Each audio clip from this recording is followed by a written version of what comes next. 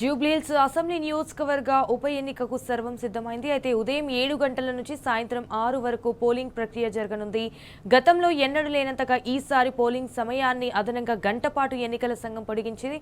Right, ఇక బోరబండ నుంచి మరింత సమాచారాన్ని మా ప్రతినిధి యాసర్ లైవ్ ద్వారా అందిస్తారు. రైట్ యాసర్, చెప్పండి, అక్కడ పరిస్థితి ఏ విధంగా ఉంది?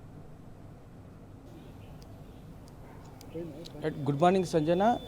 జూబ్లీహిల్స్ ఉప ఎన్నికకు సంబంధించి ఏర్పాట్లు పూర్తయ్యాయి. మరి కాసేపట్లో పోలింగ్ అయితే ప్రారంభం కానుంది. ప్రస్తుతం మనం బోరబండ డివిజన్లో ఉన్నాము.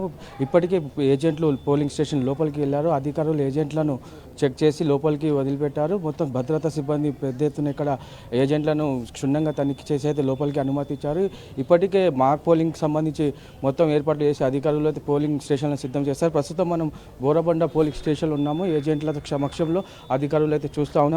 ఉదయం 7 గంటల నుంచి సాయంత్రం 6 గంటల వరకు అయితే పోలింగ్ జరగనుంది. అంటే 6 గంటల లోపు ఎంతమంది లైన్లో ఉన్నా ఉంటే అంతమందికి అనుమతి ఇవ్వనున్నారు. మొత్తంగా చూసుకున్నట్లయితే జూబ్లీహిల్స్ నియోజకవర్గంలో మొత్తం 4,01,365 మంది ఓటర్లు ఉన్నారు. ఇందులో 2,08,000 పైగా పురుషులు కావచ్చు, 1,92,00,000 పైగా మహిళా ఓటర్లు ఉన్నారు. ఏదైతే మొత్తానికి ఈ ఉప ఎన్నికల్లో 58 మంది అభ్యర్థులు అయితే ఎన్నికల బరిలో ఉన్నారు. అటు ఎన్నికల కోసం 407 పోలింగ్ కేంద్రాలను ఈసీ ఏర్పాటు చేసింది.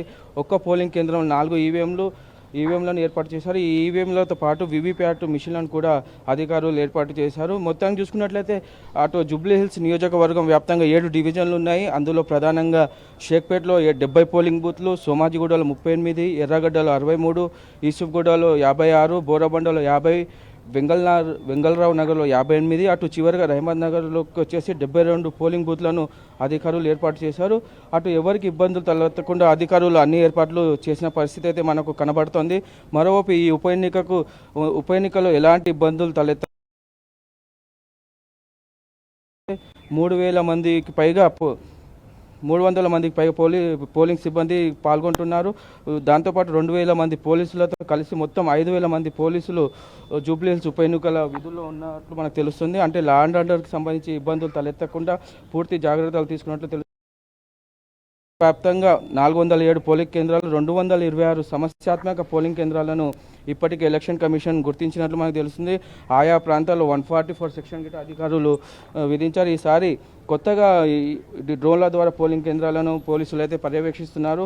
అయితే మొదటిసారిగా 199 డ్రోన్లు వాడుతున్నారు. ఈ డ్రోన్లు పూర్తిగా నియోజకవర్గాన్ని పర్యవేక్షిస్తూ అనుమతి లేకుండా గుమిగూడడం వంటి వాటిని పోలీసులు ఎప్పటికప్పుడు పరీక్షిస్తున్నారు. అటు ప్రతి పోలింగ్ స్టేషన్ లోపల సీసీటీవీలు కావచ్చు, సీసీ కెమెరాలు కావచ్చు ఏర్పాటు చేశారు.